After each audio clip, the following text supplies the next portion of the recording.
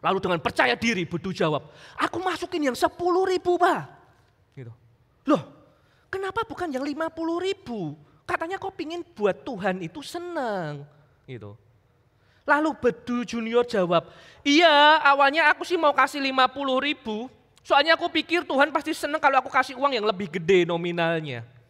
Tapi tadi aku tiba-tiba ingat omongan Papa. Tuhan mengasihi orang yang memberi dengan sukacita. Lah saya kan lebih sukacita kalau ini tak pegang Pak, buat beli mainan. Saya lebih sukacita kalau ini buat beli es krim Pak. Jadi aku kasih 10.000 buat Tuhan.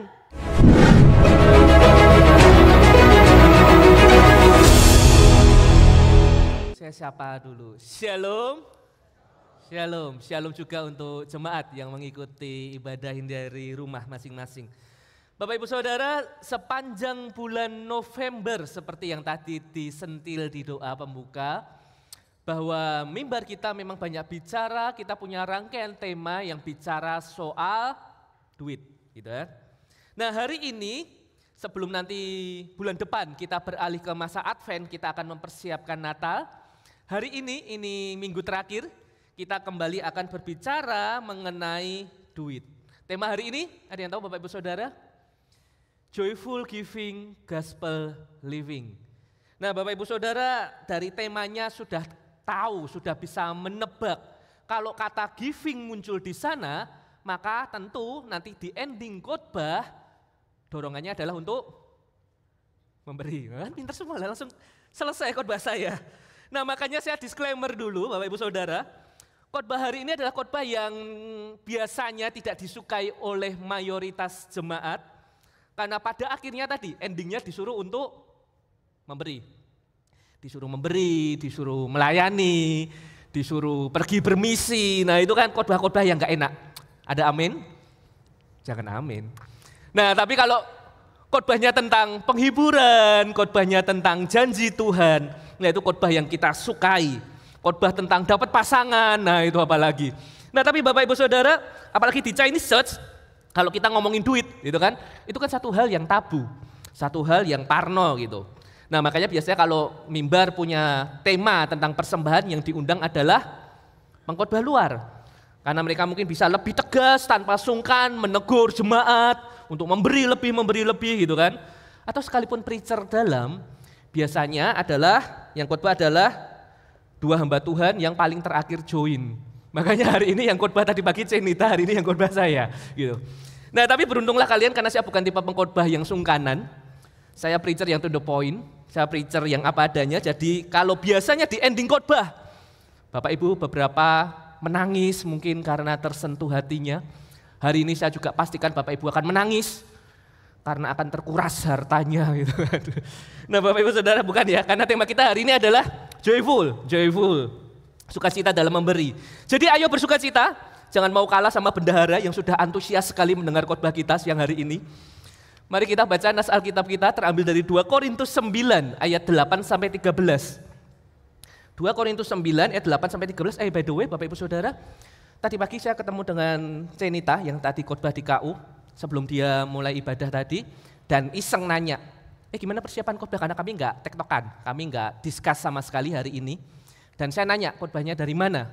Ternyata Bapak Ibu Saudara, dia khotbah dari 2 Korintus 8. Saya siang ini khotbah dari 2 Korintus 9, padahal enggak janjian gitu. Jadi alangkah baiknya juga kalau nanti Bapak Ibu Saudara pulang, lalu di YouTube dengerin yang Cenita khotbah, karena itu kan menjadi pengantar juga yang baik untuk kita boleh memahami perikop yang kita pelajari hari ini. Gitu. Jadi dengerin khotbah Cenita, karena khotbahnya keren. Mana Cenita sih? Mana sih? Cenita ada enggak sih? Oh di situ tuh, Cenita khotbahnya keren kok. Gitu. Walaupun saya lebih keren. Gitu. Enggak lah, kita bestie kok ya Cenita ya. Kita 11-12, saya 12-nya. Tetap lebih baik. Bapak Ibu Saudara, nanti dengerin khotbahnya, lalu kita akan baca 2 Korintus 9 ayat 8 sampai 13. Saya akan bacakan versi bahasa Indonesia masa kini. Jadi kalau Bapak Ibu pegang gadget, itu terjemahan baru, nanti akan ada beberapa frase yang berbeda, it's okay. Saya akan bacakan untuk lebih mudah kita memahami tema hari ini dari bahasa Indonesia masa kini. Demikianlah berita firman Tuhan. Allah berkuasa memberi kepada kalian berkat yang melimpah ruah, supaya kalian selalu mempunyai apa yang kalian butuhkan, bahkan kalian akan berkelebihan untuk berbuat baik dan beramal.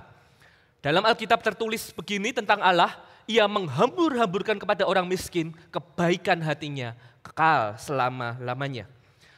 Allah yang menyediakan benih untuk si penabur dan makanan untuk kita, Ia juga akan menyediakan dan memperbanyak apa yang kalian tabur, supaya hasil kemurahan hatimu bertambah pula.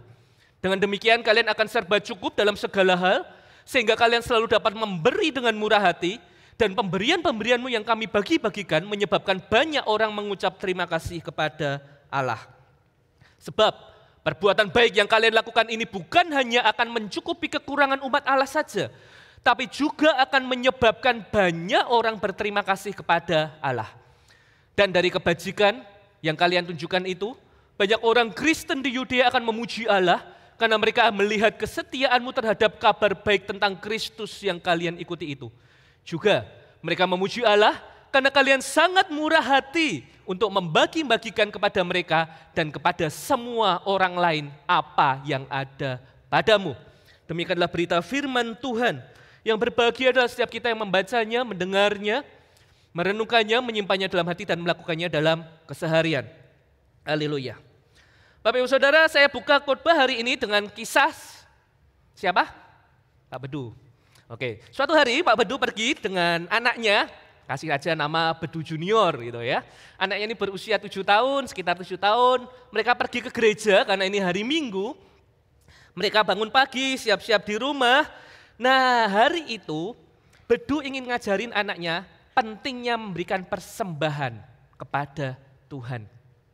Ingin ngajarin anaknya, ayo di dalam tata liturgi ibadah, nanti kalau kantong kolektor itu diedarkan, ayo kasih persembahan. Nah Bapak Ibu Saudara, lalu mereka dalam perjalanan ke gereja di mobil, mereka berdialog tentang hal ini dan papanya nggak cuma kasih pesan, tentu papanya kasih duit, karena kan anaknya Bedu belum punya penghasilan, belum kerja. Saya ada duit nggak ya? Bentar. Nah anggaplah gini Bapak Ibu Saudara, di perjalanan itu Bedu ngomong sama anaknya, karena dia pengen ngajarin supaya anaknya berhikmat. Nak, ini papa kasih uang 2 lembar. Satu berapa? Pinter semua loh ya. Kalau soal duit. Berarti intinya khotbahnya nggak percuma sebulan dikhotbahin tentang duit. Nah papanya bilang ini ada 50.000, ada 10.000. Nanti di gereja ketika kantong kolektor itu diedarkan, kau putuskan, kau mau kasih yang mana. Dia melatih anaknya untuk memutuskan gitu. Kau bebas pilih. Nah papa cuman pesen satu hal, kasihlah dengan sukacita. Jangan kasih sama cemberutan. Jangan ya Dek ya, gitu kan. Nah lalu ingat kata Alkitab. Kasih ayat dong, papanya Bedu ini kan rohani, endingnya kasih ayat. Ingat, kasih ayat, kasih sama senyum. Kenapa? Karena Tuhan mengasihi orang-orang yang memberi dengan sukacita. Bapak Ibu juga hafal ya? Pernah diajarin gitu juga, dikasih 2 lembar duit. Nah, Bedu ingat omongan papanya, lalu dia pergi ke gereja, siapa? Beres bos. Ketika tata liturgi itu disampaikan, pujian, nyanyian, doa, khotbah, selesai kan biasa pasti kantong kolektor. Nah inilah momen yang ditunggu-tunggu. Ketika kantong kolektor itu mulai diedarkan dari depan, Bedu Junior berpikir dalam hatinya, aduh, nanti ketika kantong itu nyampe ke barisnya saya mesti masukin yang mana? Yang 50 atau yang 10? Kalau Bapak Ibu yang mana? Nah Bedu Junior ini mikir gitu loh. Kalau saya kasih 50.000, Tuhan pasti senang banget. Karena ini duitku yang paling gede. Tapi kalau aku masukin 10.000, ntar pulang dari LCS, ini kan bisa ke Trans Studio Mall. Nah ini bisa jadi es krim, ya kan lumayan ini. Bisa jadi coklat, lumayan buat nge-mall, beli mainan. Nah ibadah pun terus berjalan, kantong kolektor terus beredar sampai ke depannya Bedu Junior. Nah Bapak Ibu Saudara, tebak kira-kira uang yang mana yang Bedu Junior ini masukin. Dalam perjalanan pulang, papanya yang dari tadi udah penasaran, dari papanya udah ngelirik-ngelirik, itu Bedu Junior masukin uang yang mana, dan dia sebenarnya lihat, Bedu Junior masukin uang yang tepat sekali jawaban Bapak Ibu. Ternyata pola pikir kalian sama. Dan dia masukin 10.000. Tapi papanya pura-pura nggak tahu, papanya kan mau ngetes. Lalu papanya nanya, "Nak, tadi waktu kolektor, kau akhirnya masukin uang yang mana? Gitu. Yang kau kasih buat Tuhan." Lalu dengan percaya diri Bedu jawab, "Aku masukin yang 10.000, Pak." Gitu. Loh, kenapa bukan yang 50.000? Katanya kau pingin buat Tuhan itu senang. Gitu. Lalu Bedu Junior jawab, "Iya, awalnya aku sih mau kasih 50.000. Soalnya aku pikir Tuhan pasti senang kalau aku kasih uang yang lebih gede nominalnya. Tapi tadi aku tiba-tiba ingat omongan Papa. Tuhan mengasihi orang yang memberi dengan sukacita. Lah saya kan lebih sukacita kalau ini tak pegang, Pak, buat beli mainan. Saya lebih sukacita kalau ini buat beli es krim, Pak. Jadi aku kasih 10.000 buat Tuhan. Karena Tuhan akan mengasihi aku yang memberi dengan sukacita." Amin, semuanya luar biasa. Bapak Ibu Saudara, seringkali kita mungkin seperti Bedu Junior. Salah mengerti tentang sukacita memberi. Kita pikir sukacita adalah tentang apa yang kita simpan untuk diri kita sendiri, apa yang menjadi jaminan hidup yang kita pegang, bukan tentang sikap hati memberi Tuhan dengan sikap hati yang benar. Hari-hari ini ada orang-orang yang ngakunya mungkin sayang sama Tuhan, tapi kasihnya kok recehan. Nanti kita akan berdialog lagi di bagian pertengahan khotbah apa arti kata recehan, karena ini bukan soal nominalnya. Ketika ada momen persembahan, jangan-jangan ada yang kita justru merasa itu sebagai beban. Kalau bisa setiap kali kantong persembahan diedarkan, kita punya alasan untuk pergi ke toilet itu loh. Lalu ketika balik udah selesai momen persembahannya. Nah Bapak Ibu Saudara, apa yang Alkitab ajarkan? Di 2 Korintus 9 kita belajar bahwa sukacita sejati dalam memberi persembahan bukan berasal dari seberapa banyak yang kita simpan, melainkan berasal dari pemahaman akan kasih karunia Tuhan yang sudah terlebih dahulu kita dapatkan. Saya ulang. Sukacita sejati dalam memberi persembahan, kalau kita bicara soal joyful giving, bukan berasal dari seberapa banyak yang berhasil kita simpan, berhasil kita pertahankan, melainkan berasal dari satu pemahaman akan kasih karunia Tuhan yang sudah terlebih dahulu kita dapatkan. Ada pemahaman terlebih dahulu, dan ketika kita memberi dengan pemahaman yang benar itu, baru sukacita itu akan muncul. Nah Bapak Ibu Saudara, mari kita renungkan bersama bagaimana Injil mengajarkan kita untuk memberi dengan sukacita yang sejati. Kita tengok nas kita yang kita baca tadi. 2 Korintus 9, Bapak Ibu Saudara, kalau kita lihat struktur teks 2 Korintus 9, konteksnya di sana adalah diberikan satu dorongan untuk memberi, termasuk sikap hati yang benar, yaitu apa? Respon terhadap apa yang Allah telah lakukan bagi kita melalui Kristus. Salib ini dasarnya. Ini fondasinya. Ini dorongannya. Nah kalau kita lihat struktur teksnya yang ada, 2 Korintus 8 yang tadi saya bilang khotbahnya Cenita, nah sama kan, ternyata saya juga ada. Saya sama dia. Nah di sana ada, Bapak Ibu baca di ayat 9. Di ayat 1, pasal 8 ayat 1, itu ngomongin soal kebaikan Tuhan. Nah ayat 9 ngomong kasihnya Tuhan, Tuhan yang mengasihi kita. Jadi Bapak Ibu Saudara, ketika di pasal 9 ngomongin memberi, dasarnya adalah kita diajak untuk mengingat terlebih dahulu Tuhan yang baik, Tuhan yang mengasihi kita. Ini fondasinya. Nah lalu setelah itu, maka hati kita akan ditransformasi oleh Injil. Sehingga hati kita akan rela untuk memberi.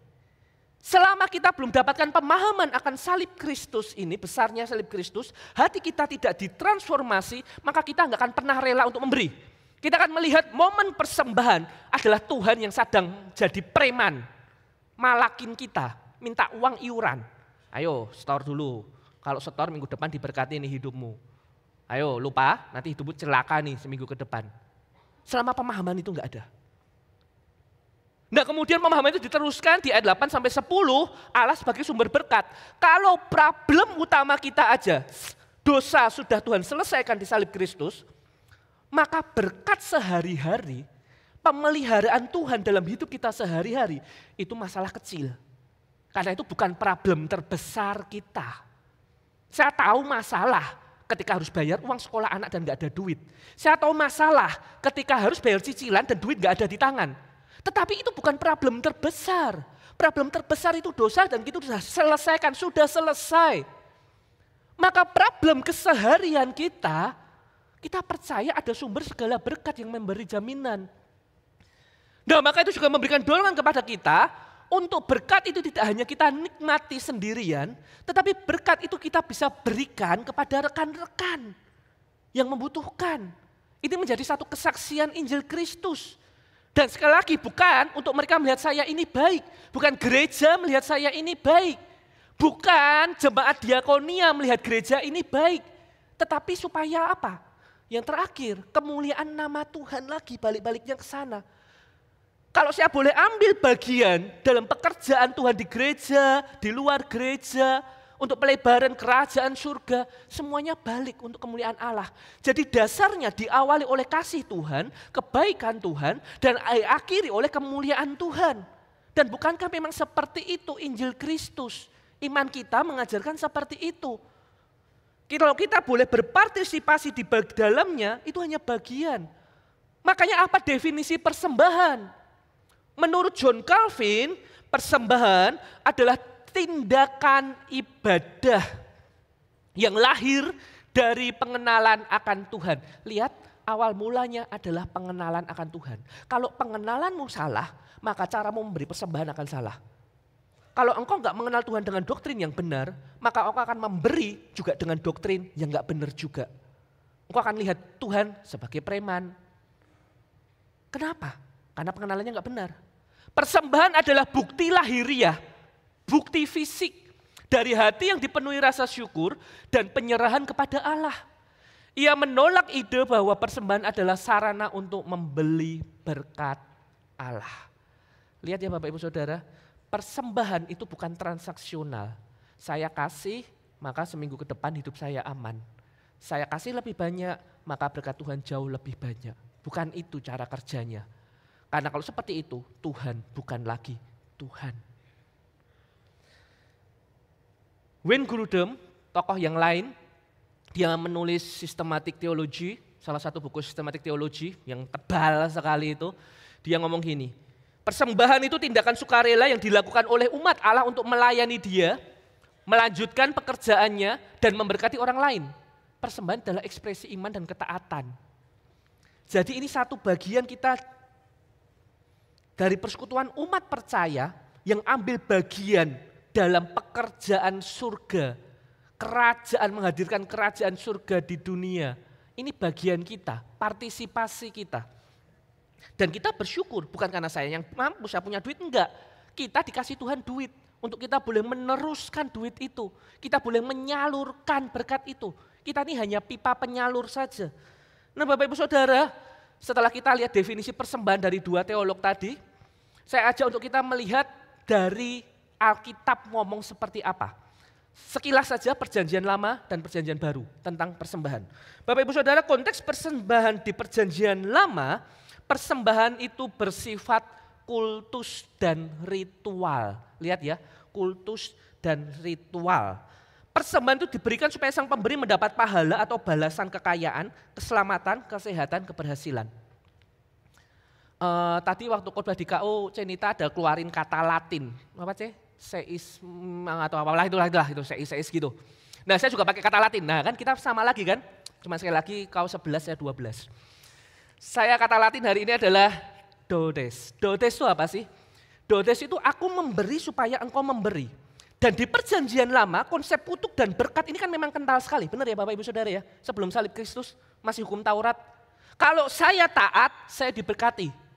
Kalau saya enggak taat dengan hukum Taurat, maka hidup saya buruk. Kutuk itu ada. Makanya ada dodes. Dodes ini apa? Aku memberi supaya engkau memberi. Lihat ya, kita tuh mancing Tuhan. Kita memberi dengan harapan, bukan bersyukur loh. Dengan harapan hidup saya aman. Dengan harapan mendapatkan sesuatu sebagai balasannya. Ada nuansa nyogok, ada nuansa menyuap kepada Sang Ilahi. Nah lalu di perjanjian baru, Setelah salib Kristus, maka hukum Taurat yang sudah digenapi itu, persembahan dipahami dengan cara yang berbeda. Persembahan tidak lagi dilihat sebagai kurban, melainkan sebagai satu ungkapan rasa syukur atas anugerah keselamatan yang telah diberikan Tuhan. Jadi, saya memberi karena sudah diberi. Saya itu sudah dikasih Tuhan dulu. Maka saya menyalurkan, meneruskan berkat itu. Kita ini cuma penyalur, penerus. Nah, artinya persembahan adalah ungkapan syukur, bukan balas jasa, bukan mancing. Ucapan syukur karena anugerah keselamatan yang sudah diberikan cuma-cuma. Bahkan kita pun gak bisa balas pengorbanan kasih Allah. Salib Kristus kita gak bisa bayar. Itu hanya nerusin berkat-berkatnya. Makanya setelah persembahan di perjanjian lama, perjanjian baru gak lagi bersifat kultus, gak lagi bersifat ritual, melainkan bersifat diakonal. Untuk memelihara, membantu yang lemah, yang miskin, kekurangan. Dan itu dikerjakan secara konsisten setiap minggunya. Dalam konteks gereja modern untuk pengelolaan gereja. Baik pelayanan gereja, pemberitaan Injil, maupun memelihara jemaat Tuhan. Yang tadi itu loh, yang lemah, miskin, berkekurangan tadi itu. Jemaat diakonia. Nah Bapak Ibu Saudara, ironisnya kenapa tema ini kok diangkat? Tentu karena tadi itu loh, supaya jemaat kasih persembahan. Artinya sebenarnya ada isu, saya nggak bilang di GKK Makassar, saya akan kasih datanya, boleh tampilkan slide-nya. Bapak Ibu Saudara, ini data. Infinity Concepts dan Graymatter Research, dia bikin survei 3 tahun terakhir, dari 2021 sampai 2024. Ternyata jumlah orang Kristen yang memberi kepada gereja itu menurun dari 74% ke sekarang 61%. Lalu kita bersyukur, puji Tuhan GKK Makassar gak sendirian. Ternyata temannya banyak gitu ya. Ya. Bapak Ibu Saudara, ada penurunan. Maka pertanyaannya bagaimana dengan GKK Makassar? Saya no komen dulu. Kalau Bapak Ibu Saudara ingin tanya, nanti tanya sama bendahara gereja. Tetapi yang jelas Bapak Ibu Saudara, dalam percakapan saya dengan para petinggi gereja beberapa kali, enggak cuma di sini, di gereja yang lain juga. Tapi yang menarik ketika saya lakukan percakapan itu di sini, angka persembahan di LCS yang jumlah jemaatnya tengok kanan kiri, ini sekitar 550 sampai 600, itu angka persembahannya hampir sama dengan jemaat PKU yang jumlah jemaatnya adalah 200 sampai 250. Yang menarik kan? Jadi angka kehadiran kita yang 3 kali lipat, tapi angka persembahannya hampir sama. Apa reaksi Bapak Ibu kalau dengar kalimat ini? Belum pernah dengar kan mungkin, kecuali pengurus gereja. Lalu kita berpikir, atau Pak Roni, point of view-nya banyak nih, kita diskusinya, materi diskusinya banyak nih. Paling gampang, LCS kebanyakan anak muda. LCS ada anak sekolah, ada anak kuliah yang belum dapat pendapatan pasti, ya kan? Sedangkan yang kerja pun mungkin masih merintis karir, awal mula karir, tentu pendapatan berbeda, persembahan bisa berbeda. Lalu anak pemuda akan ngomong sama saya, senior-senior kan duitnya nggak kepake. Mereka kalau ke restoran, pesen makan bubur polos kok. Kita kan buburnya banyak dagingnya, mereka harus jaga kesehatan. Mereka kalau beli gadget, itu kan yang murah-murah kok, harga 1 juta, 2 juta udah cukup. Karena cuma buat WhatsApp, buat telepon. Kalau kita kan harus smartphone, yang harganya 10 juta, 20 juta. Bapak Ibu Saudara, saya nggak akan ngomongin soal angkanya sekali lagi. Karena diskusi tema hari ini bukan soal itu. Dan ini point of view-nya bisa beragam sekali. Silakan Bapak Ibu Saudara kembali berpikir melihat diri mengenai sikap hati dalam memberi. Saya pakai contoh KPPZ. KPPZ karena ini komisi yang saya pegang, komisi pemuda. Saya sering ngomong sama mereka kalimat seperti ini. It's okay kalau di kantong persembahan itu ketemu duit 5.000 atau 10.000. It's okay. Karena Alkitab mengajarkan bahwa janda miskin yang memberi 2 peser itu Tuhan berkenan. Bahkan persembahan 2 peser itu dijadikan salah satu contoh bagaimana cara kita memberikan persembahan. Benar ya? Tetapi Bapak Ibu Saudara, Uang 5.000 atau 10.000 bisa menjadi masalah mungkin. Kalau anggaplah Bapak Ibu Saudara, saya ngomong kalau di KPPZ, kalian makan sekali berapa sih? 30.000 sampai 50.000 kok. Lalu anggaplah kita dikasih Tuhan berkat itu Senin sampai Minggu lagi, 7 hari. Sehari 3 kali makan. Lalu di harinya KPPZ Jumat malam, kita dikasih kesempatan traktir Tuhan makan. Lihat ya, pola pikirnya. Angka 5.000, 10.000 itu maybe akan bisa jadi masalah.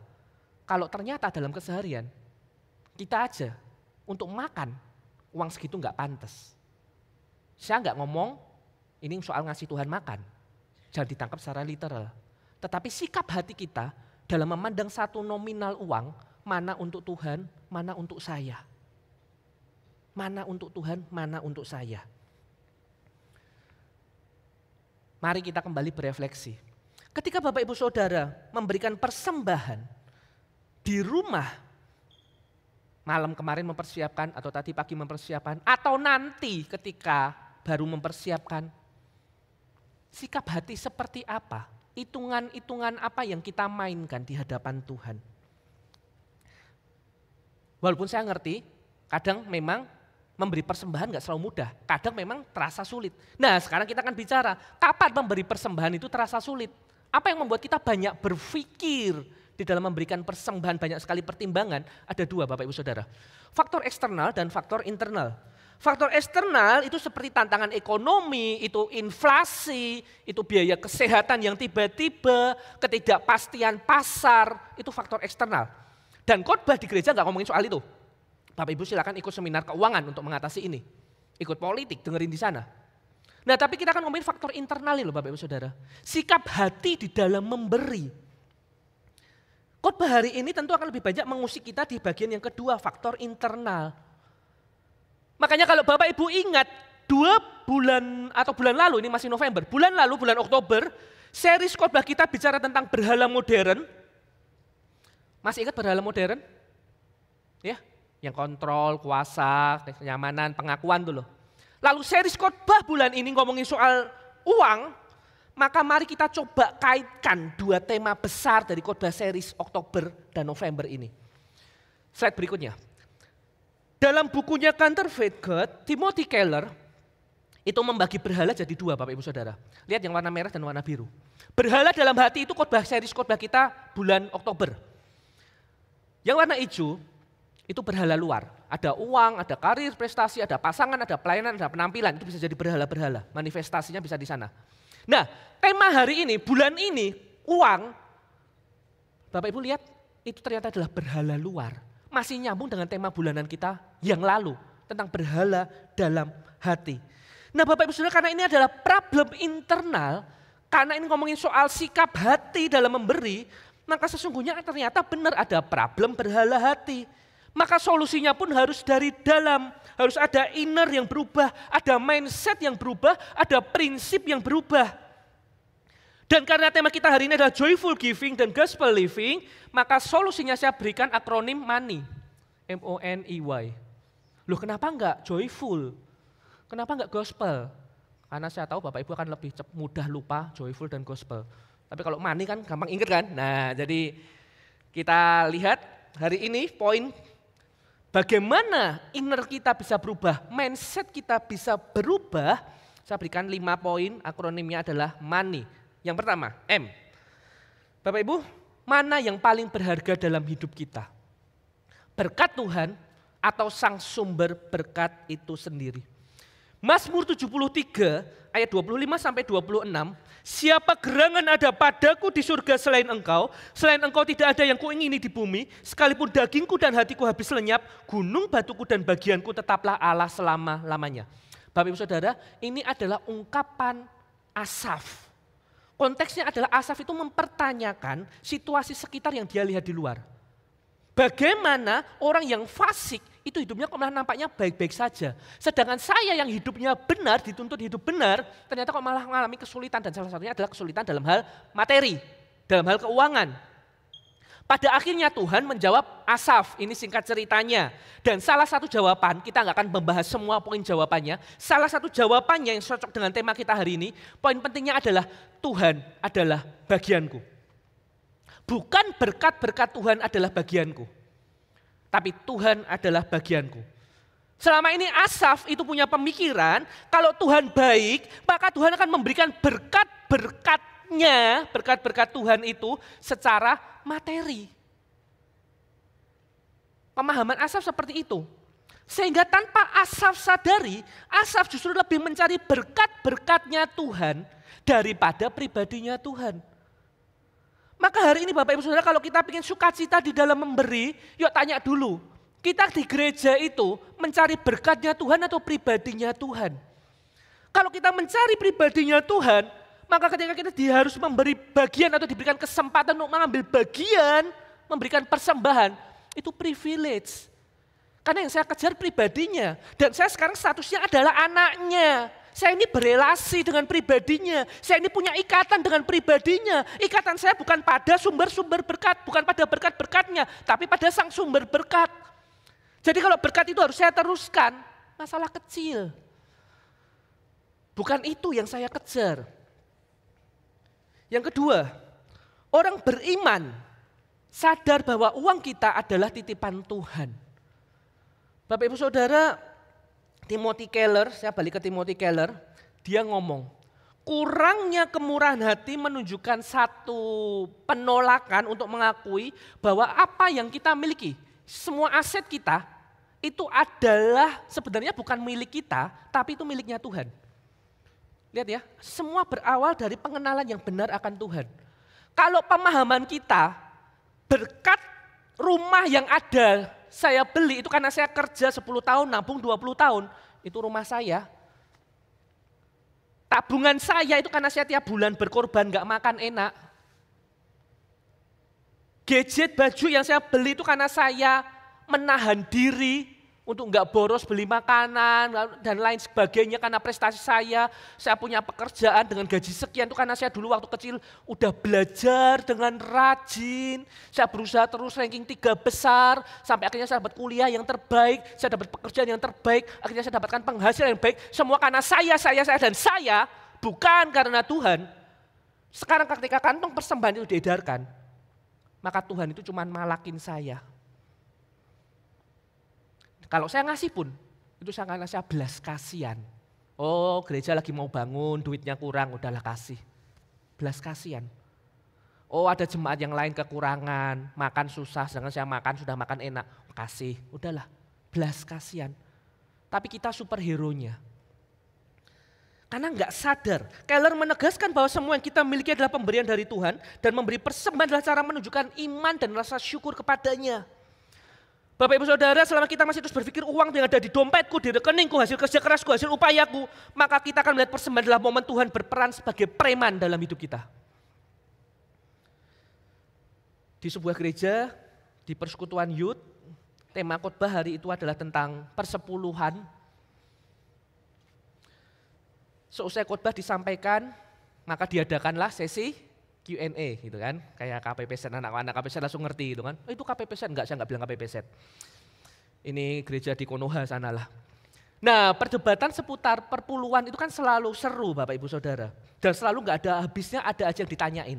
Anak pemuda akan nanya ke pembinanya di waktu Q&A, kok persepuluhan itu dari bruto, pendapatan totalnya saya, atau dari neto setelah dipotong pengeluaran, paham ya bedanya ya?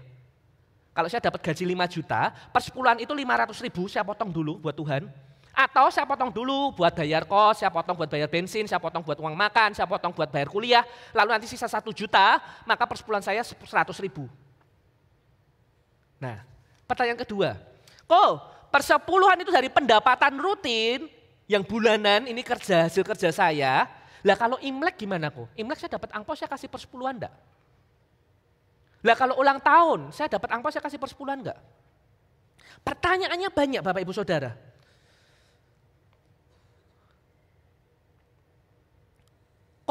Kalau persembahan mingguan hari Minggu datang, ini ibadah Bapak Ibu ini, itu bisa diambil dari persepuluhan, Atau ini jatah yang berbeda lagi buat Tuhan?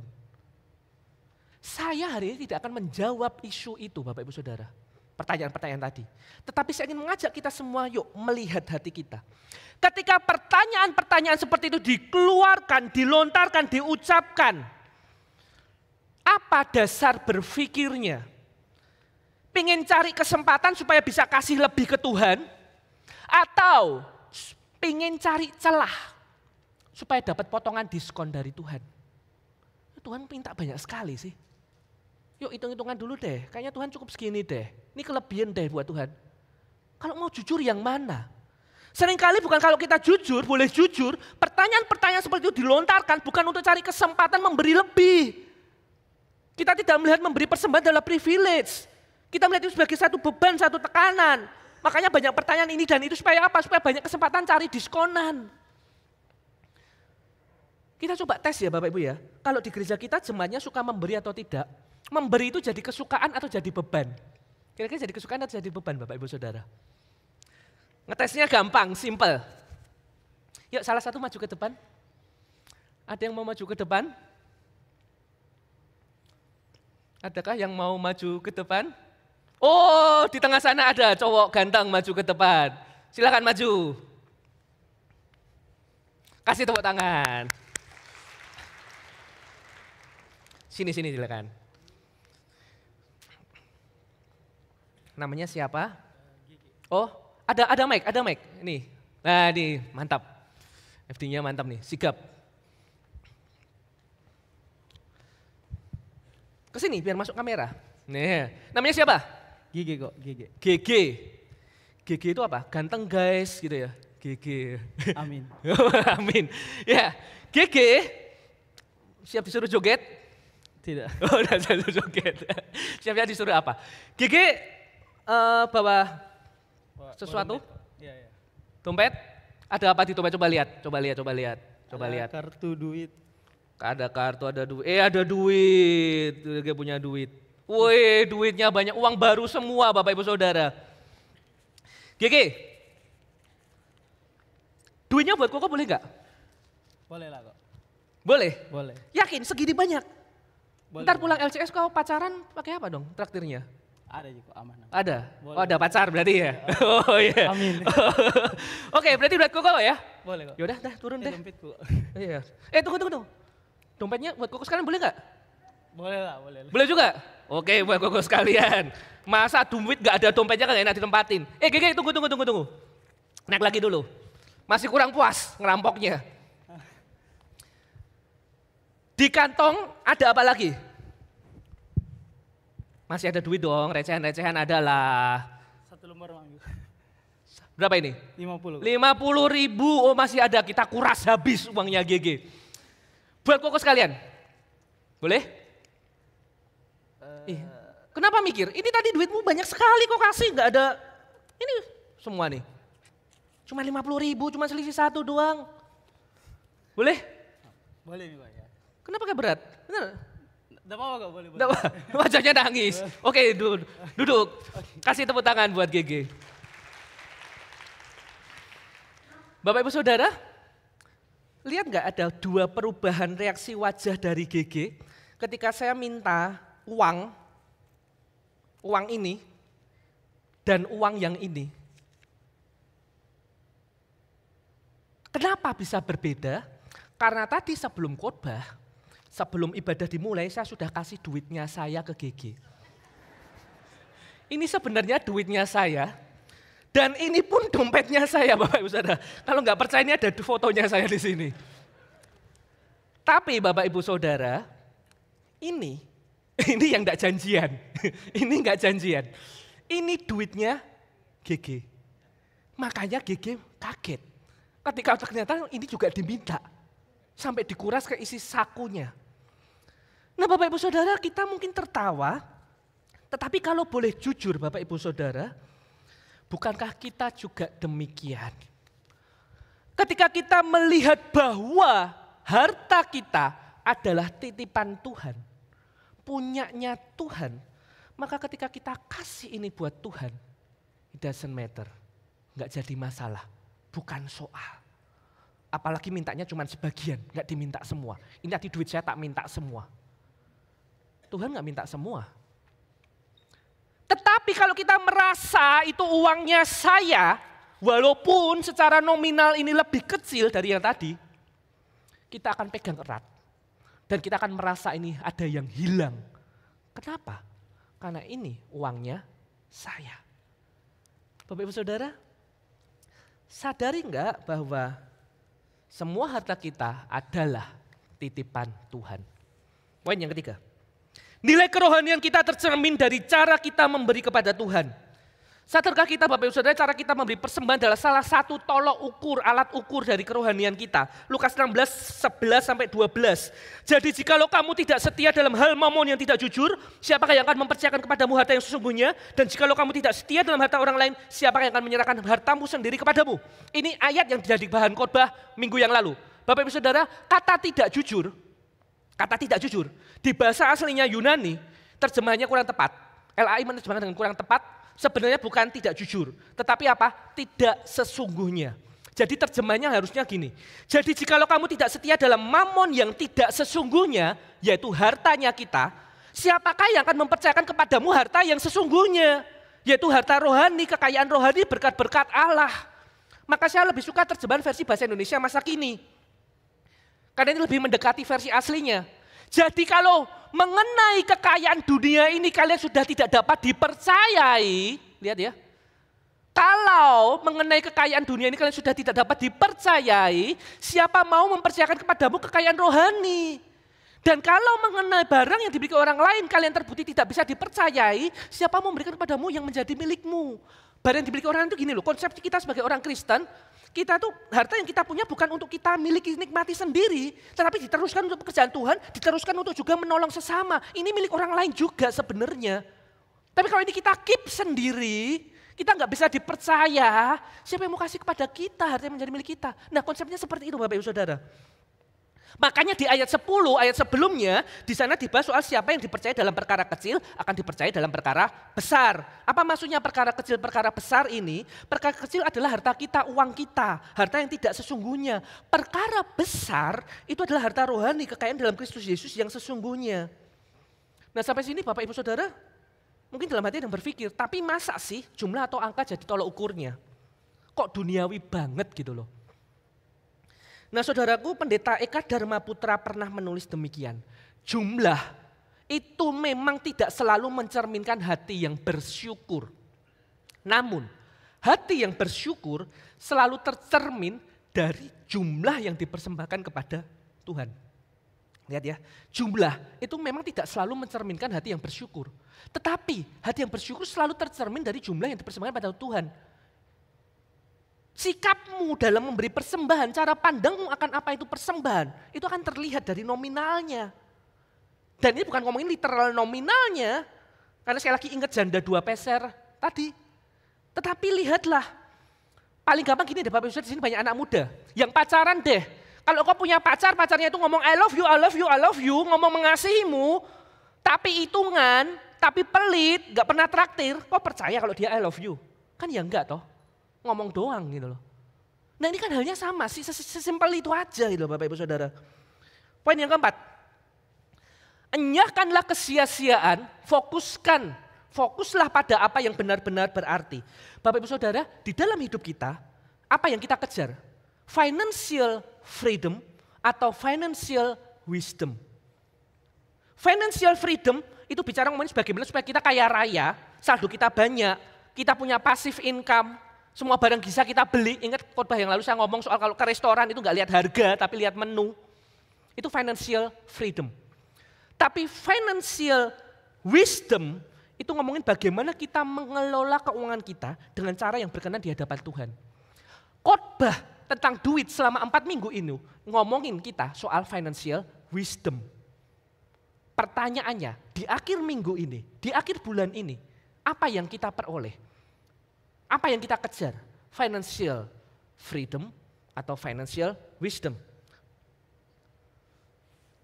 Pada akhirnya Bapak Ibu Saudara, kita akan melihat bahwa di dalam Injil atau karena Injil, Kita memberi bukan untuk mendapatkan berkat, tetapi karena kita sudah menerima berkat terbesar dalam Kristus, tadi kita sudah tahu apa yang menjadi dorongan kita untuk memberi. Yesus sudah memberikan seluruh hidupnya, kasihnya, nyawanya di kayu salib. Dan kita tahu kasih Allah tidak bersyarat dan penuh dengan anugerah. Jadi kalau kita bisa memberi sebagai respon syukur atas berkat keselamatan, maka ini karena hati yang meluap dengan ungkapan syukur itu. Tanda hati yang sudah dipuaskan oleh Kristus, sudah puas oleh Kristus. Bukan mencari kepuasan di dalam uang. Yang kedua, karena Injil kita memberi bukan berdasarkan seberapa besar yang kita punya, tapi seberapa besar kita mengerti kasih Allah. Lihat ya, ini bukan soal angkanya. 2 peser berkenan. Tetapi, benar yang kita punya cuma 2 peser? Mungkin ini kesalahan dari guru sekolah minggu ketika mengajar dari kecil kita diajar gimana sih? Persembahan kami. Lanjutannya apa? Sedikit sekali. Kiranya Tuhan terimalah dengan senang hati.